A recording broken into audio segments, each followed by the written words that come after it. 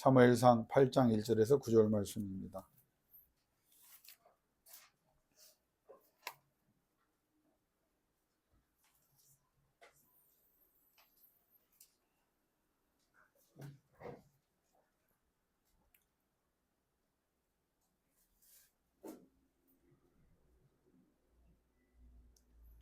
구약성경 418면에 있습니다. 사무엘상 8장 1절부터 9절 말씀 우리 같이 받들어 봉독합니다. 사무엘이 늙음에 그의 아들들을 이스라엘 사사로 삼으니 장자의 이름은 요엘이요 처자의 이름은 아비아라. 그들이 브엘세바에서 사사가 되니라. 그의 아들들이 자기 아버지의 행위를 따르지 아니하고 이익을 따라 뇌물을 받고 판결을 굽게 하니라.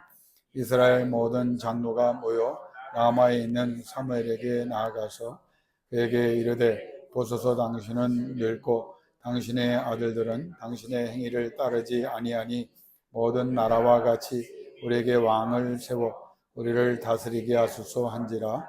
우리에게 왕을 주어 우리를 다스리게 하라 했을 때 사무엘이 그것을 기뻐하지 아니하여 여호와께 기도하매 여호와께서 사무엘에게 이르시되 백성이 내게 한 말을 다 들으라. 이는 그들이 너를 버림이 아니요 나를 버려 자기들의 왕이 되지 못하게 함이니라. 내가 그들을 애굽에서 인도하여 낸 날부터 오늘까지 그들이 모든 행사로 나를 버리고 다른 신들을 섬김같이 내게도 그리하는도다.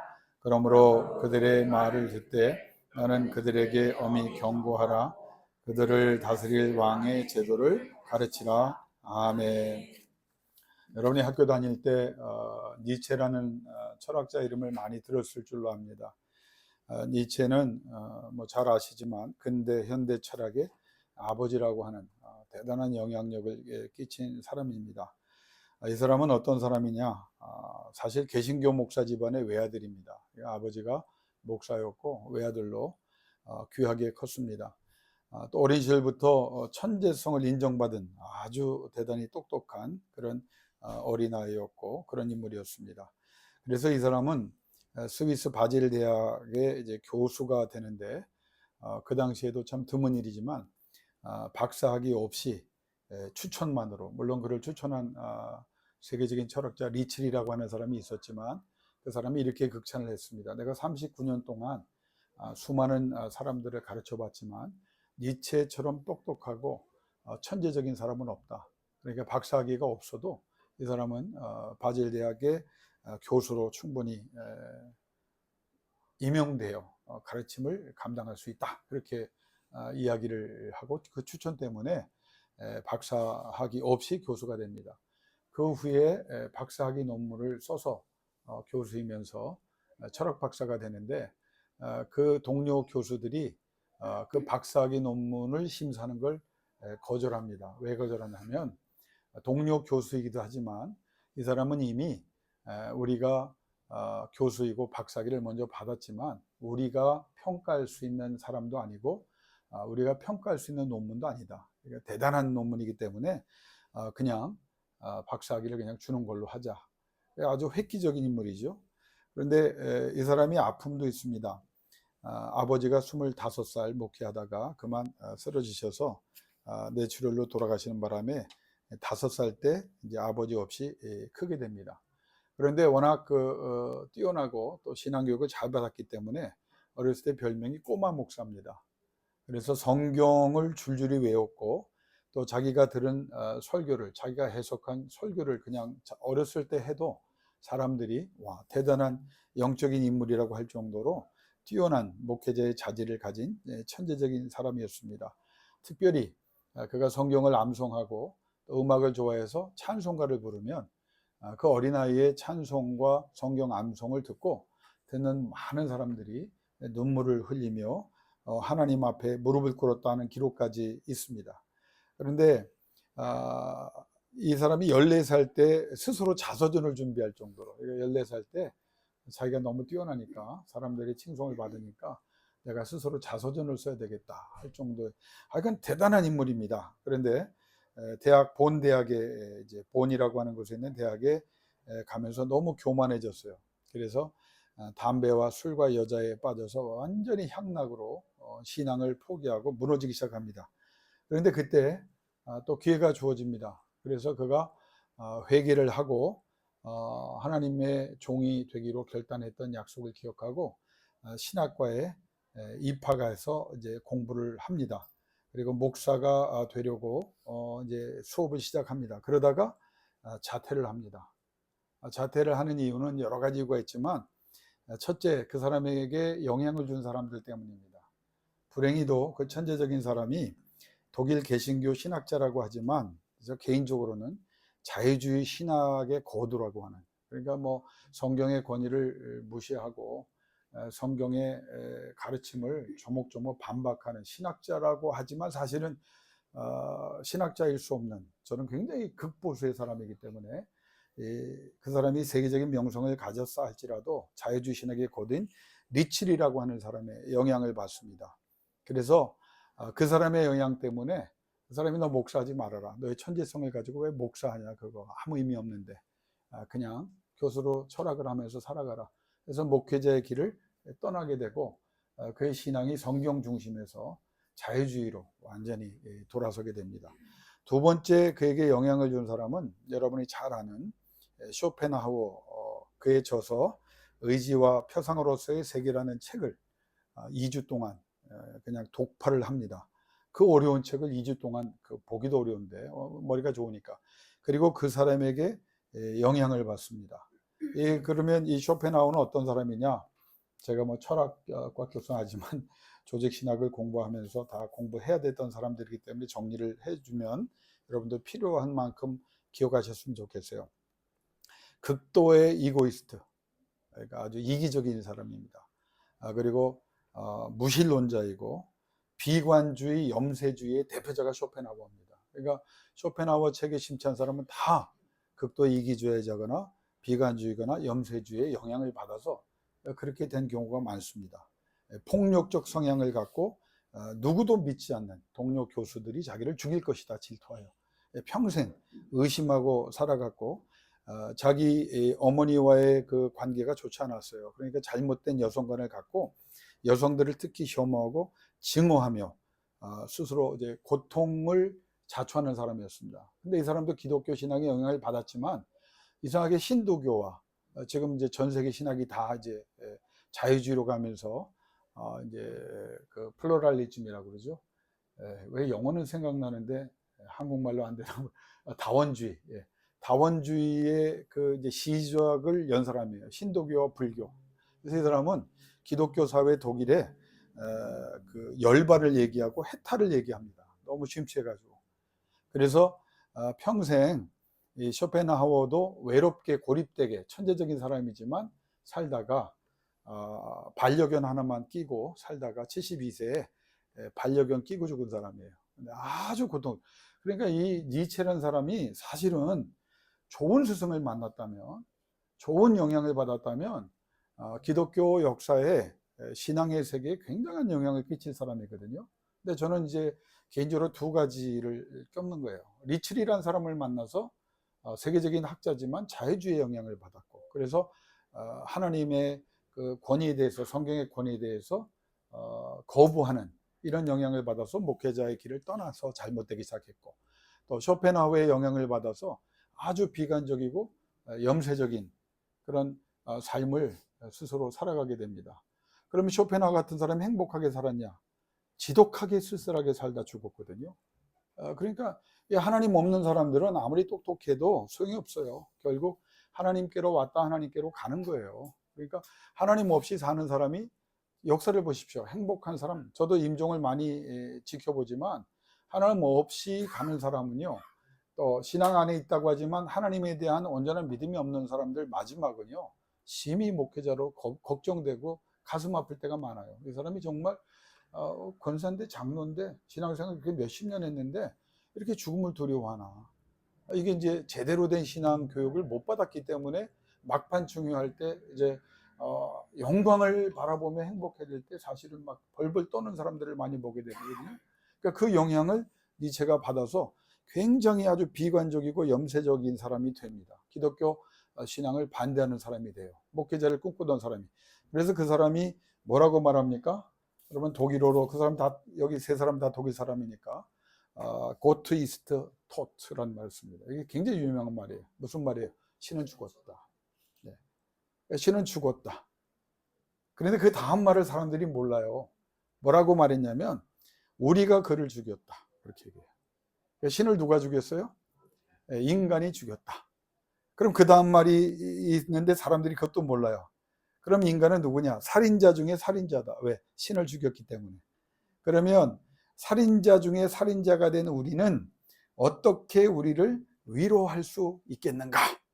그거를 이제 논지를 잡는 거예요. 신은 죽었다. 근데 그 신은 우리가 죽였다.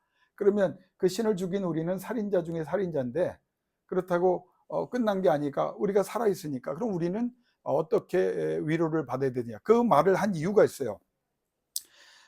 니체는 신이 존재할 때 인간은 선과 악, 불행과 비극, 고통 등 모든 책임을 누구에게 돌리냐? 하나님께 돌릴 수 있었다는 거예요. 하나님 왜 이렇게 힘들게 합니까? 나를 왜 이렇게 질병 속에 몰아갑니까? 나를 이렇게 불행하게 합니까? 나를 고통으로 이렇게 힘들게 합니까? 이런 힘든 일이 일어나면 누구를 우리가 비난할 수 있었다는 거예요? 신을 비난할 수 있다. 왜 당신이 그랬냐 말이에요. 그런데 문제는 자기가 논지를 그렇게 정한 거예요. 신이 죽어버렸어요. 자기가 죽여버렸어. 그런 신 필요 없다. 그러면 이 사람이 이제 그 다음 얘기를 합니다. 신이 없어진 상황에서 인간은 왜 사는지, 어떻게 살아야 하는지를 그 기준도 희망도 없어지게 되었기 때문에 이게 이제 허무주의라는 거예요. 니힐리즘. 허무하게 되었다. 아니, 왜 사는지 어떻게 살아야 되는지에 대한 기준과 희망도 신이 없어지니까 신을 죽여버리니까 없게 됐다. 그럼 이제 해결해야 되잖아요. 그러니까 니체가 상상력을 발휘하는 거예요. 철학적, 이론적 상상력을 발휘합니다. 이 허무주의를 극복하기 위해서 초월적 가치, 신의 영역이라는 말을 쓰기 싫어요. 신이라는 말을 안 쓰는 거예요. 초월적 가치라고 하는 애매모호한 말, 내가 볼 때는 아무 의미도 없는 말을 초월적 가치 대신 새로운 가치가 창출되어야 한다. 신이 죽고 난 다음에 인간은 더 이상 신에 의지할 필요도 없고 의지할 수도 없다. 왜? 신이 없는데 의지할 필요도 없고 의지할 수도 없게 됐다. 따라서 그럼 어떻게 이 허무와 이 고통을 해결할 수 있느냐? 인간 스스로 신이 되고 주인이 되어야 한다. 결론 기가 막히죠. 죽었어. 죽였어. 근데 나는 이렇게 허무주의로 더 비극적으로 살 수 없어. 그럼 이 문제를 어떻게 해결해야 돼? 내가 신이 되면 돼. 인간이 신이 되면 돼. 그래서 그 사람이 만들어낸 새로운 신의 역할을 대신할 존재를 만들어낸 게 초인이라는 말을 씁니다. 초인. 위버맨시라고 하는 목사 되려면요. 독일어도 다 해야 되고 철학도 해야 되고 내가 볼 때 도움도 안 되는 걸 결론은 다 나왔는데 위버맨시, 인간 중심주의, 모든 고난을 혼자 이겨내는 슈퍼 초인이 나와야 된다. 고난을 견디는 것에 그치지 말고 고난을 사랑하고 고난을 계속 살아갈 것을, 그 안에서 살아갈 것을 촉구하는 그런 위대한 사람이 되자. 그래서 어떻게 됐어요? 56세 12년 동안 미쳐 있다가 미쳐 죽었어요. 미쳐 죽었어요. 그래서 사람들이 이제 조롱도 하죠. 신이 죽은 게 아니라 네가 죽었다. 네가 초인이 된 게 아니라 야 그럼 네가 초인이 됐어야지. 12년 동안 그 좋은 머리 가지고 그냥 세상의 모든 그 허무주의 속에 혼자 스스로 괴롭게 하다가 그렇게 네가 구원이 됐냐 말이야. 그러니까 이 사람이 나중에 죽는 모습을 보고 많은 사람들이 이제 정말 야 이게 뭐 맞는 건가 하는 생각을 하게 되죠. 제가 이 말을 장하게 하는 이유가 뭐냐. 첫째, 우리 트리니티 연합교회는 이 정도 수준이 되는 교회다. 못 알아듣는 사람도 꽤 많겠지만 이 정도는 그래도 알아들을 수 있는 사람이다. 두 번째, 인간이 우리가 똑같다는 거예요. 여러분 이 니체 얘기 같아요. 교회 안에도 살아계신 하나님을 인정하지 않는 사람이 있습니다. 목사인데, 신학자인데 하나님의 말씀의 권위를 무시하고 하나님의 절대 주권을 무시하고 하나님께 도전하는 사람이 지금도 신학자의 이름으로, 목회자의 이름으로, 신앙의 이름으로 차고 넘칩니다. 말하면 사람들이 싫어한다고 말하지 않습니다. 여러분 이게 정상이냐 그 말이에요. 하나님 앞에서 우리는 하나님의 통치를 인정하고 그 하나님 앞에 겸허해야 합니다. 우리의 인간성이 얼마나 패역한지를 경험한 사람이라면 내가 그걸 해결할 수 없어요. 그래서 성경이 주는 게 뭐예요? 성령을 구하라는 거예요. 성령이 어떤 성령입니까? indwelling spirit, 내 안에 거하는 성령이에요. 내 안에 거하는 성령. 감정을 주고 잠깐의 감동을 주고 잠깐의 깨우침을 주는 그런 성령이 아니라 내 안에 들어와서 내 존재를, 내 죄성을, 내 실제죄를 완전히 무너뜨리고 하나님의 거룩한 새 사람을 부활의 능력으로 우리에게 하나님이 원하는 거룩을 심어주는 그 성령을 너희가 구해야 된다는 거예요. 다시 강조합니다. 환경과 외부가 문제가 아니에요. 내 현재의 문제가 아니에요. 내 안에 하나님의 임재가 있느냐 없느냐. 교회가 건물입니까? 교회가 사람의 숫자입니까? 아니에요. 교회는 건물도 아니고 믿음의 공동체, 믿음의 사람들이 교회입니다. 그 사람들이 모여있는 공동체를 교회라고 할 수 있겠죠. 근데 중요한 것은 그 교회에 하나님의 임재가 있느냐.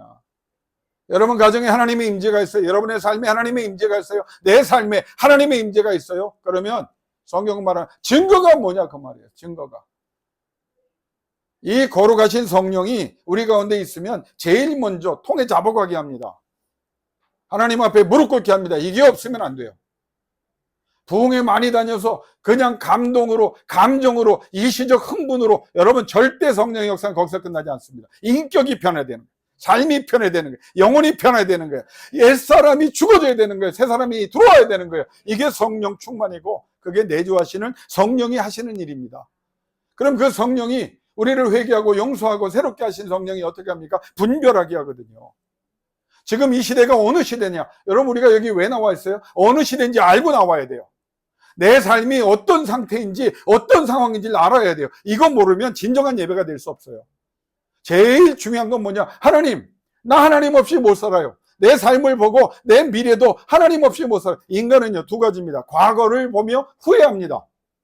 미래를 보며 불안해합니다. 성경은 뭐랍니까? 이전 것은 지나갔으니 보라 새 것이 되었다. 이제는 과거를 잊어버려라는 거예요. 잊어버려. 하나님이 기억하지 않는다는 거예요. 하나님이 다 지워버리셨다는 거예요. 왜? 새롭게 살 기회를 주시기 위해서. 미래를 바라보면서 불안해합니다. 어떻게 해야 되나? 아, 이걸 어떻게 내가 감당하나? 어떻게 해결하나? 어떻게 계획을 세워야 되나? 어떻게 추진해야 되나? 성경이 뭐라고 합니까? 미래는 누구에게? 하나님께. 내일 일은 내일 염려할 것이요. 그 말의 뜻이 뭡니까? 내일 일은 내일이 염려하라는 게 원문이 그거예요. 내일 일은 내일이 염려하라.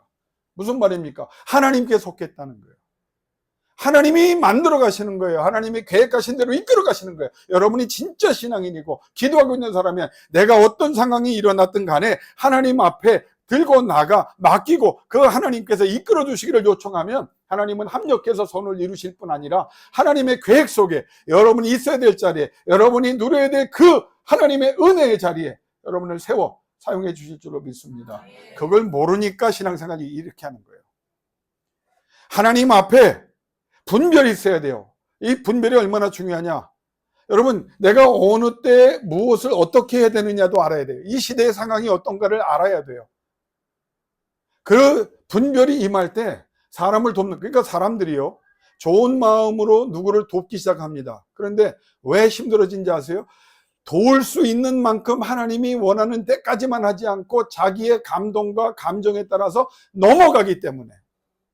성경은요, 하나님이 훈련하고 심판하고 하나님이 지금 깨끗하게 하시는 사람을 우리가 분별하고 그 사람을 위해 기도해 줘야 될 때 우리가 거기에 뛰어들어서 같이 뒹구는 경우가 많아요. 그러니까 힘든 거예요.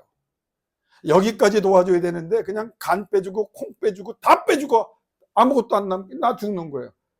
그럼 그 성령은 기도하면요, 어디까지라고 말씀하세요? 너는 여기까지. 그러니까 제일 중요한 건 뭐냐? 다만 기도할 뿐이라. 기도가 중요해요. 그리고 기도하세요. 어디까지 도와야 합니까? 사랑해요. 돈 주고 정 주고 시간 주고 내 모든 거 다 줘요? 내가 죽게 됐는데 내가 그런 정도의 능력을 가진 사람이 아니거든요. 이게 분별이에요. 그걸 누가 하느냐? 성령이 간절히 기도할 때 여러분의 생각과 여러분의 판단을 여러분이 어디까지 해야 될지를 말씀하여 지켜주실 줄로 믿습니다. 성령의 역사 중에 중요한 것은 하나님의 신정 통치라는 거예요. 여러분, 이게 오늘 주제입니다. 자, 이 사무엘상 얘기, 그 전에 나오는 사사기 얘기를 어느 정도 알고 있을 겁니다. 그걸 정리를 한번 해줘. 이거 굉장히 중요한 하나님의 신정 통치의 개념을 우리에게 말씀하기 때문에 이스라엘의 배경을 지금 오늘 본문의 배경을 보면 하나님께서 이스라엘을 부르실 때 친히 다스리는 신정 통치의 국가를 하나님이 세워주신 거예요. 내가 왕이다. 너희는 내 백성이고 내가 다스리는 이 영적 나라에 내가 통치를 할 때 너희는 따라와라. 곧 하나님께서 이스라엘의 왕이시다.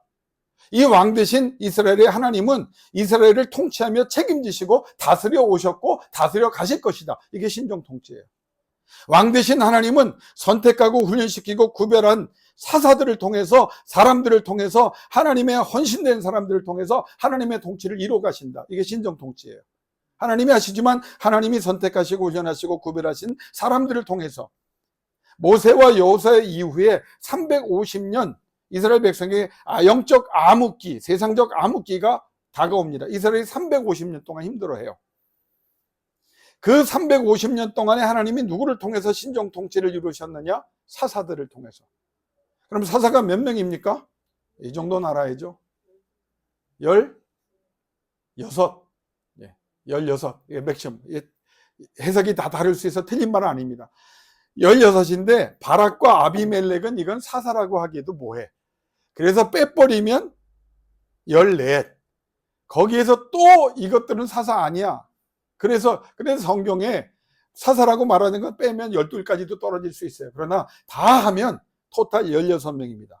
그래서 하나님께서 선별하여 사용하신 인물들을 사사라고 통칭해요. 근데 문제는 이 사사들이 다 좋은 사사냐? 좋은 사사도 있지만 안 좋은 문제가 많은 사사들이 있었다는 거예요. 이 사사들이 그래요. 이 말을 적용해 보면 여러분 목사라고 다 좋은 목사입니까? 예?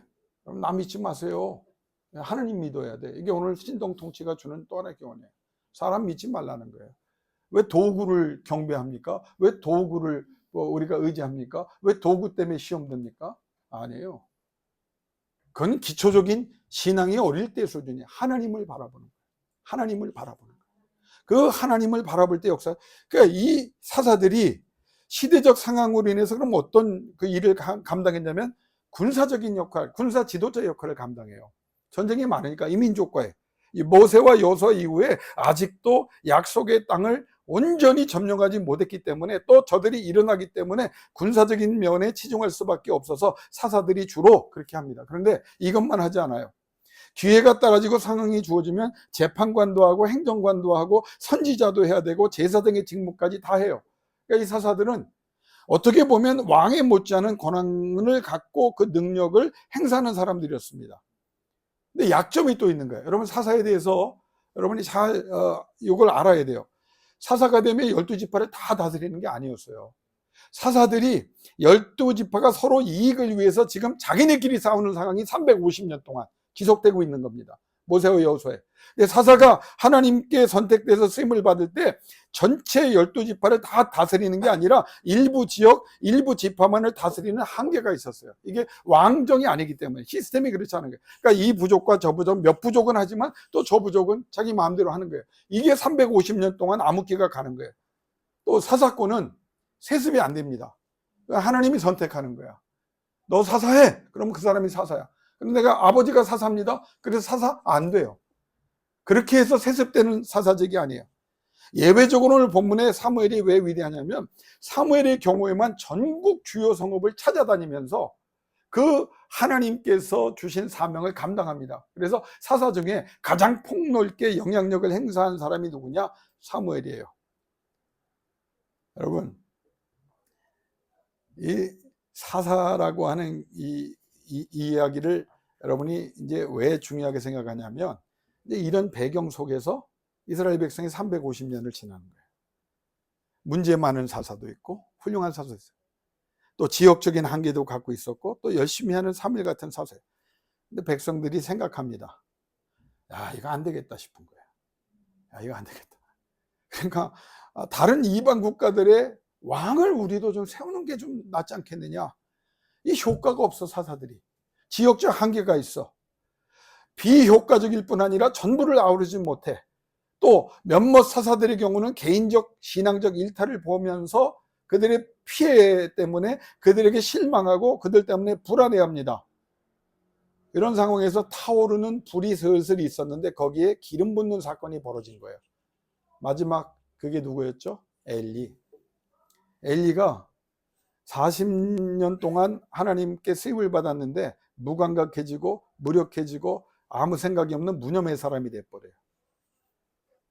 그 아들들이 패악을 행하고 그 결과로 인해서 백성들이 힘들어지고 결국 그것 때문에 엘리도 죽고 본인들이 죽는 걸 이스라엘이 그것 때문에 블레셋에게 유린당하는 걸 경험해요. 백성들이. 아, 좀 안 되겠다 싶은 거예요. 그러다 말에 세우신 사람이 누구예요? 사무엘이 딱 들어온 거예요. 사무엘이 들어와서 미스바에 모여서 하나님 앞에 기도하고 다시 새롭게 하고 주요 성읍들을 찾아다니면서 12지파를 다 아우르는 아주 훌륭한 일을 해요. 근데 공교롭게도 여기도 아들들이 문제야. 성경에 우리가 읽었죠? 요엘과 아비야라는 두 아들이 있었어. 그 두 아들에 대해서 성경이 뭐라고 말합니까? 아버지의 삶과 행위를 따르지 않더라. 이익을 따라 뇌물을 받고 판결을 굽게 하였다. 그런데 이 사람들이 누구라고 말해요? 사사였다. 아까 제가 뭐라 그랬어요? 사사는 세습이 된다 안 된다? 안 된다고 했어요. 근데 사사가 됐다. 그러니까 신학자들이 뭐라고 갖다가 주석을 달았냐면 보조 사사였을 것이다. 여러분 성경에 없는 얘기 좀 그만했으면 좋겠어. 아니 보조 사사였으면 여기 보조 사사가 되었더라라고 기억을 했겠지 왜 사사가 되었다. 그러니까 이 사무엘도 뭔가 문제가 있는 거예요. 완벽하지 않은 거예요. 사사가 됐어요. 이 말을 사용하면 안 돼요. 왜? 사사는 하나님이 세우는 거지 세습이 되는 게 아니기 때문입니다. 그러니까 이 엘리와 사무엘, 그 특별히 자식들의 그 모습을 보면서 이스라엘 백성들이 하나님의 신정 통치를 거부하는 이유와 빌미를 찾는 거예요. 아, 이거 안 되겠다는 이유를 누구 때문에? 엘리와 그 아들 때문에 홈리와 비나스, 그리고 사무엘은 예외지만 그 두 아들 요엘과 아비야가 멋대로 하는 것을 보면서 이거 이제 사사는 안 된다. 이러다 계속 당한다. 라고 판단하고 빌미를 갖게 된 거예요.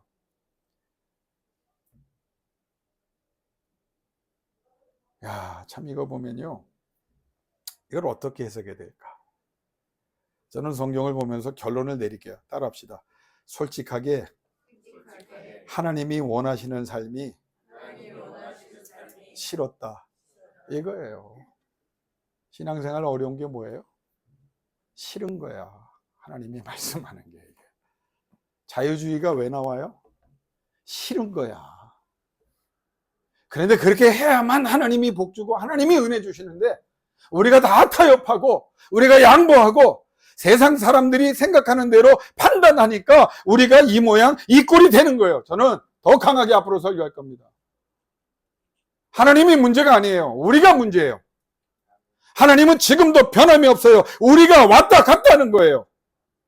좋으면 오고 필요하면 오고 좀 안정되면 떠나가고 여러 가지 이유를 대면서 내가 그래서 못합니다. 그래서 안 나옵니다. 그래서 내가 이런 상태입니다. 그러나 하나님의 마음과 하나님의 능력과 하나님의 약속과 아무 관계 없어요.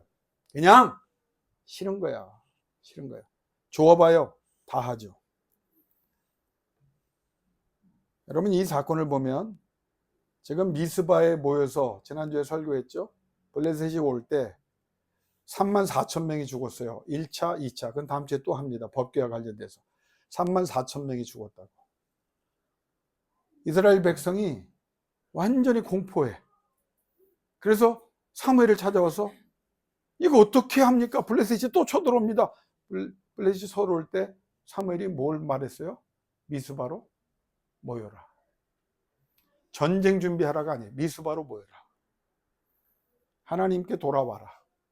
회개하자. 블레셋이 보니까 좋은 거 아니에요. 이거 쫓아다니며 죽을 필요가 없네. 다 모여있네. 미스바로 쫙 올라와.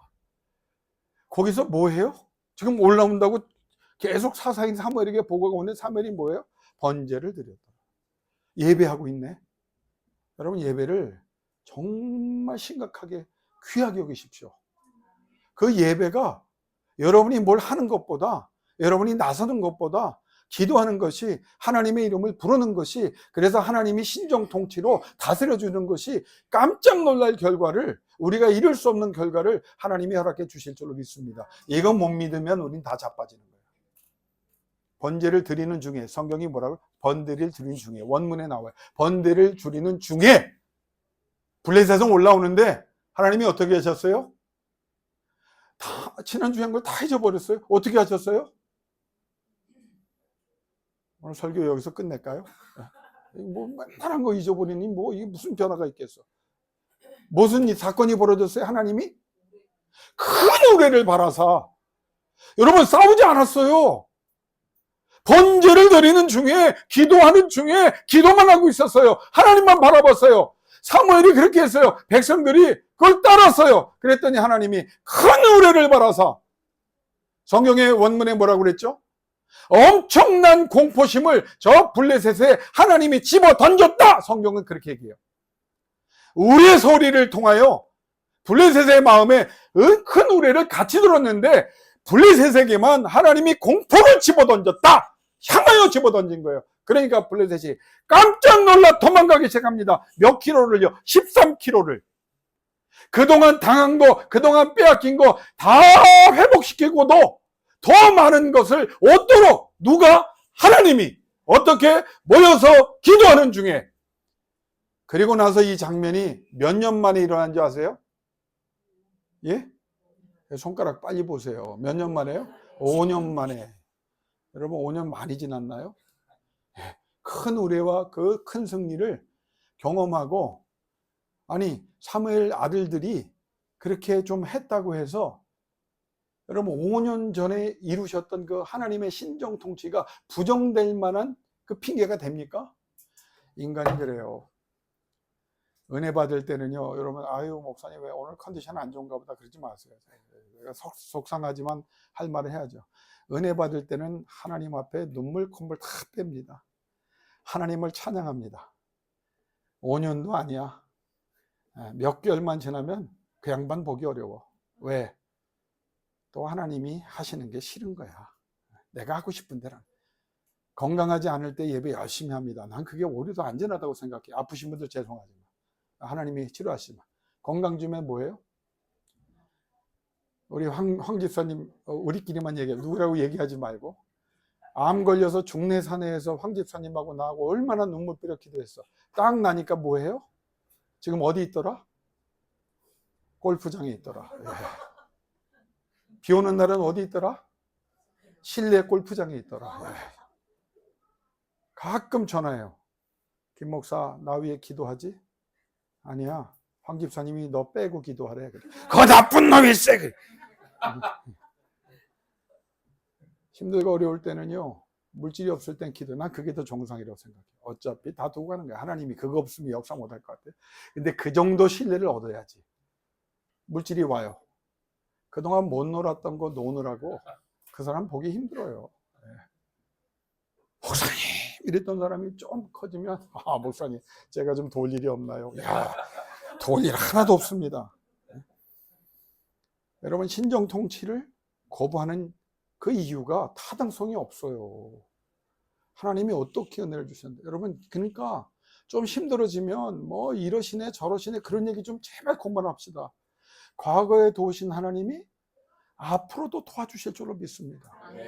에벤에셀 아벡과의 전투에서 도움의 돌 깨졌잖아요. 근데 미스바에 모여서 다시 에벤에셀 하니까 하나님이 여기까지 도우셨다가 다시 시작되잖아요. 같은 장소인데 다른 결과가 오는 이유가 뭐냐? 하나님 앞에 어떻게 했느냐?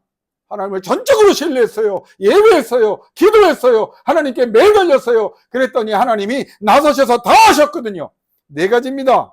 사사기의 주제 따라합시다. 하나님의 주권, 두 번째 하나님의 계시, 하나님의 사랑과 긍휼, 하나님의 능력 부으심. 사사기의 주제가 4개입니다. 신정 통치를 4가지로 말씀하는 거예요.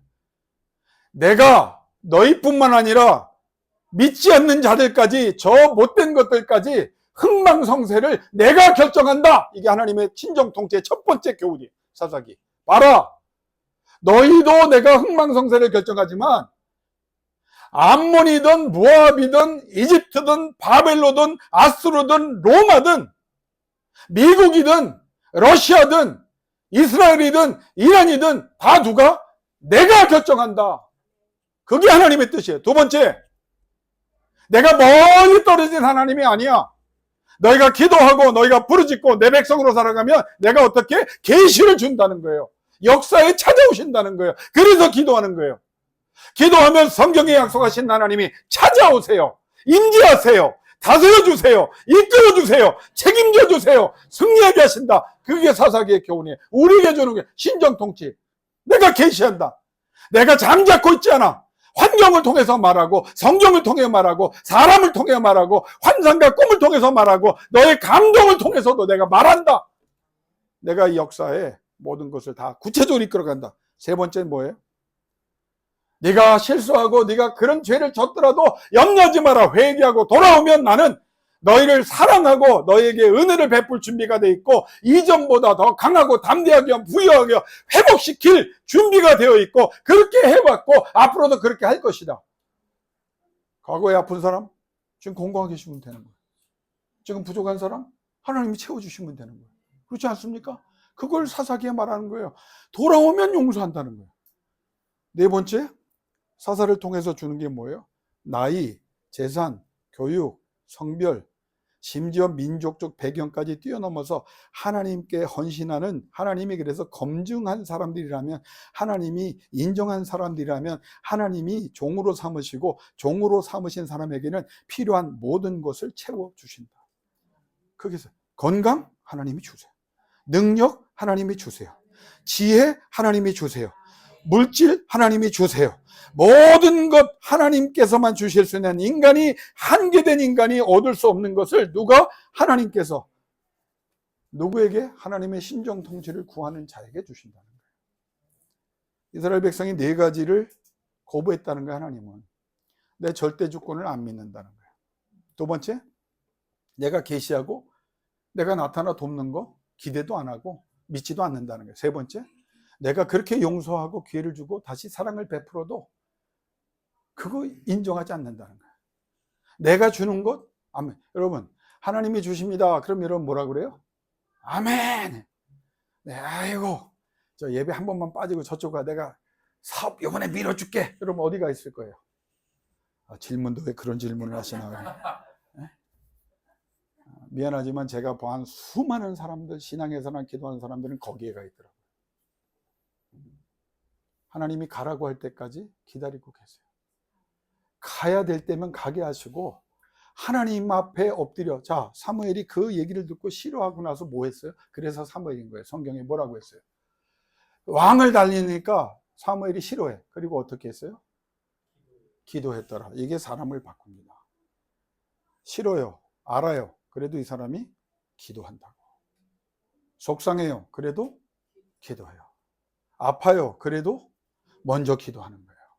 캄캄해요. 그래도 기도하는 거예요. 소망이 없는 것 같아요. 그래도 기도하는 거예요. 자, 그러면 이제 결론을 내릴게요. 그럼 이 사람들이 하나님의 신정 통치를 이 네 가지 내용을 다 거부하고 이제 문제를 제기했잖아요. 그러면 결론, 이거 정리를 해야 되죠. 결국 뭐냐? 이 사람들이 제기한 문제는 뭐냐면 하나님에 대한 불순종을 교묘하게 사무엘과 그 전 엘리와 그 아들들, 그리고 사무엘의 아들들과 엮어버리는 거예요. 이 전형적인 핑계입니다. 사람이 싫어서 교회 안 나온대.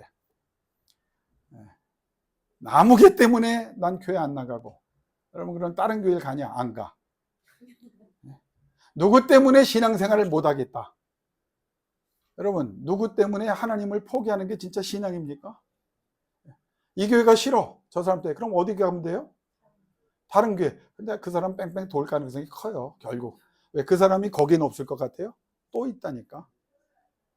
뭘 말하는 겁니까? 결국 하나님이 싫다는 거예요. 여러분, 제가 여러분에게 목회하면서 엑스큐즈를 하는 거 아닙니다. 제가 부족합니다. 그러나 열심히 노력을 합니다. 저 때문에 신앙을 포기하는 일이 있으면 안 돼. 저 사람 때문에 신앙생활 포기하면 안 돼. 보세요. 주변에 보세요. 그런 사람이 있어요, 없어요? 많아요. 똑같은 변명을 하는 거야. 사람 때문에 때문에 싫다는 거야, 교회가. 그게 얼마나 위험한 결정인지를 모릅니다. 누구 때문에? 하나님의 통치가 싫다? 아니, 하나님의 통치와 저 사람이 싫은 게 어떻게 같은 수준에서 결정될 일입니까? 이스라엘 백성이 그거 한 거 하나님이 말한 거예요. 두 번째, 사무엘이 당신은 뭐라고 얘기해요? 늙었으니. 주석을 찾아보니까 어떤 주석은 52세, 안 늙은 것 같아. 많이 보면 70세 그렇게 봅니다. 그러나 52세든 70세든 간에 늙었다면 늙을 수 있겠죠. 그런데 사무엘이 신정 통치를 합니까? 아니면 하나님이 하십니까? 그럼 사무엘은 뭐죠? 도구예요. 도구. 하나님이 하시는 방법이 내가 싫어도 그 하나님이 하실 때는 하나님이 더 잘하시는데, 하나님께서 주관하시는데, 하나님이 결정하시는데, 그러니까 이 방법 때문에 하나님이 계시네 안 계시네 섭섭하네 하지 말고, 하나님 나는 믿습니다. 내 생각은 이럴지라도, 이런 일들이 벌어질지라도 하나님이 나를 향한 그 사랑과 궁유는 변함이 없고 나를 책임져 주실 줄로 믿습니다. 그걸 하라는 거예요. 그걸. 근데 그걸 안 하는 거야. 사무엘이 늙으면 이 사람이 죽을 때까지 기도한 사람인데 도구 때문에. 그러면 이제 하나님이 뭐라고 하는 거예요? 한번 따라합시다. 하나님이 늙었나? 이 질문을 하는 거야, 하나님이. 그럼 내가 늙었냐? 사무엘이 늙으면 내가 늙었냐? 그래. 그래서 사람이 늙어서 무능해지면 그럼 내가 무능해졌냐? 아니 내가 불법이냐? 내가 매정하냐?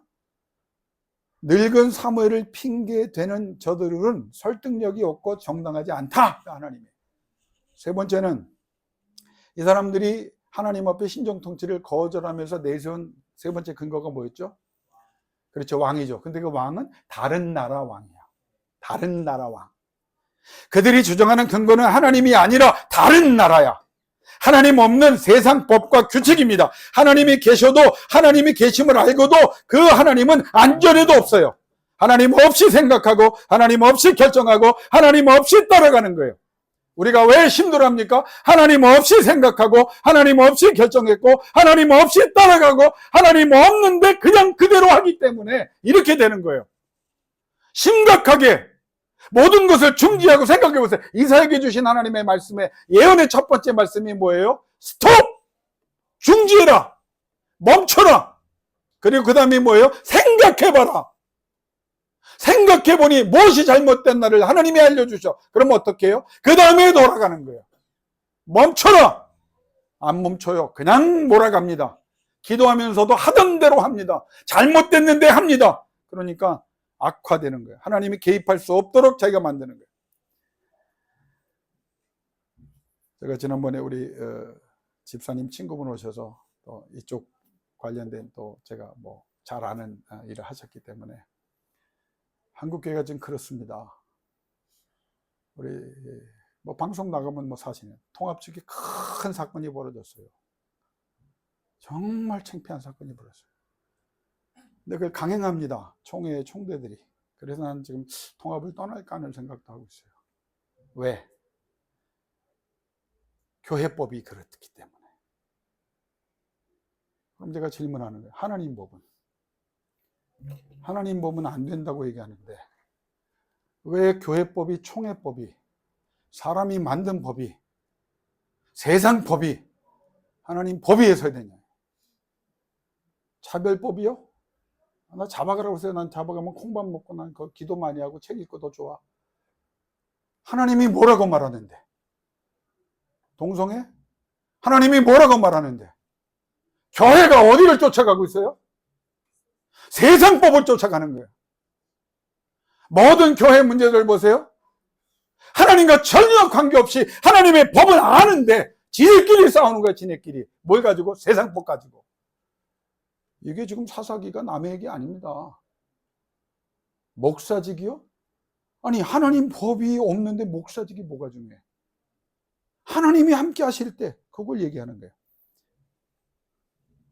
우리 집사람이 당신은 결론입니다. 그리고 또 얘기하다가 이제 결론을 맺겠습니다. 결론이 몇 개냐고 그러는데 진짜 결론입니다. 이 세 가지 문제를 하나님께서 7절에 따라합시다. 너를 버린 것이 아니라 나를 버렸다. 하나님이 그래. 너 사무엘, 너 속상하지? 야, 너 버린 게 아니야, 나 버렸다. 어제 이 본문을 보면서 너무 가슴, 야, 하나님을 버리는구나. 그리고 하나님이 거기에 소리 지르지 않고 조용히 말씀하셨을 거예요. 그 백성들은 애굽에서 인도하던 날부터 오늘날까지 나를 거부하고 있었어.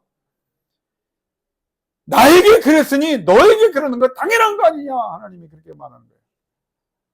얼마나 많은 이적을 베풀고 얼마나 많은 은혜를 베풀고 얼마나 많이 회복시켜주고 얼마나 많은 기회를 주고 얼마나 많이 남아 참았는데, 그런데 이제는 참고 참는 나에게 뭐라고 말하느냐?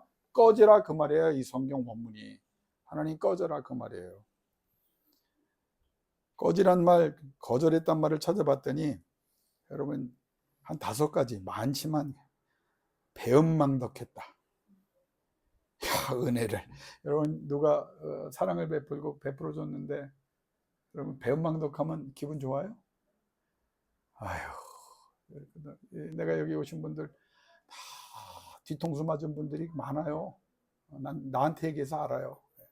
안 쳐다보는 사람들의 주로 있는데 내가 뒤통수 맞고서 배은망덕했다. 하나님이 두 번째는 오랫동안 그랬는데 시작 때부터 그랬다. 올 때부터 그랬다. 하나님이 이스라엘 애굽에서 나오는 날부터 그랬다는 거예요. 세 번째, 거절했다는 게 뭐냐? 영적인 가치를 전혀 모르고 매일 영적인 것만 희생하는 거야. 예배해라, 기도해라, 하나님 말씀을 주야라, 묵상해라. 안 해요. 여러분 제가 사랑하기 때 하는 말입니다. 일주일 동안 성경 말씀 매일 주야로 묵상했어요?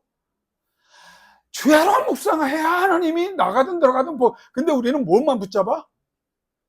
들어가든 나가든 복을 왜 안 주자는 거야? 그럼 하나님이 말씀하는 거예요. 그러면 주야로, 아니 시작부터 조금이라도 성경 말씀 붙잡고 했느냐? 그런 사람들이 무슨 목사요, 장로요, 권사요, 신앙이냐. 웃기는 소리 그만하라고 그래. 하나님 그 얘기하는 거예요.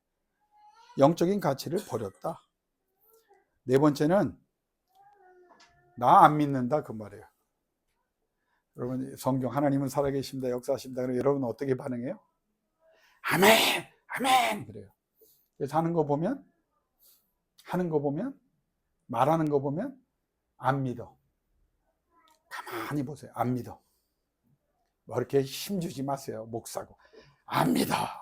하나님 믿는 사람이 저렇게 해? 총회를 저렇게 쓰레기통, 똥통으로 만들어 놓고도 회개하질 않아? 한국교회가 이렇게 가고 있는데 여러분은 죄 없어요. 그냥 나 혼자 하는 얘기예요. 답답해서. 그렇게 신앙생활해? 5번째, 거절했다의 마지막입니다. 한번 따라합시다. 내가 싫단다. 그 말을 하나님이 하십니다. 내가 싫단다. 사무엘에게 하소연하시는 거야. 내가 싫단다. 그럼 너 어떻게 하냐? 왕의 제도를 가르치라. 원문을 보니까 NIV 성경, 영어 성경이 더 편해요. 왕이 자신의 권리를 가지고 권세를 가지고 그 백성들을 어떻게 다스릴지, 어떻게 착지할지 엄중히 경고해줘라. 나 버리고 인간 왕 택하면, 하나님 버리고 네 방법대로 살아가면 어떻게 되는지를 가르쳐줘라. 자, 그러면 이제 결론의 진짜 결론입니다. 신정통치 포기하죠. 그렇죠? 왕을 배워라. 그러면 제가 이제 마지막 질문하는 거예요. 그래서 인간 왕을 선택합니다. 그래서 하나님의 신정 통치가 끝납니까? 이스라엘 역사 보세요. 하나님은 그래도 지배자로 백성을 사랑하사 간섭하라. 그러니까 결론이 뭐냐? 어차피 거부되지 않을 걸 가지고 우리는 하나님 기분 나쁘게 하고 하나님 앞에 불순종하고 하나님 앞에 불신하면서 나 힘들게 하고 하나님 속상하게 하고 겪지 않아도 될 일을 다 겪는 거예요. 그러니까 이 본문은 뭐냐? 니네들이 하고 싶은 대로 해도 나는 너희 안 버린다 그 말이에요. 너희가 내 신정 통치를 거절해도 이 나라는, 이 백성은 내가 다스린다는 거예요. 니네 뜻대로 안 된다. 그럼 우리 어떻게 됩니까? 하나님, 우리는 하나님의 신정 통치가 나에게, 내 가족에게, 내가 기도하는 상황에 더 강력하게 몇 번을 더 할 거냐? 아멘 나올 때까지 더 강력하게 행사되기를 원합니다. 그렇게 해 주시옵소서. 그리고 한나의 기도를 하는, 여호와는 죽이기도 하시고 살리기도 하시고 높이기도 하시고 낮추기도 하시고 부하기도 하시고 가난하게도 하시고 지혜롭게 하시고 미련하게도 하시고 존귀하게도 하시고 미천에도 내리시나니 하나님이 하십니다. 사무엘의 엄마가 한 기도입니다. 사무엘상 2장. 권사님, 누구 통치 밑에 있어요? 걱정하지 마세요. 홍경민 집사님, 누가 다스리세요? 그분께 더 강력히 요청하세요.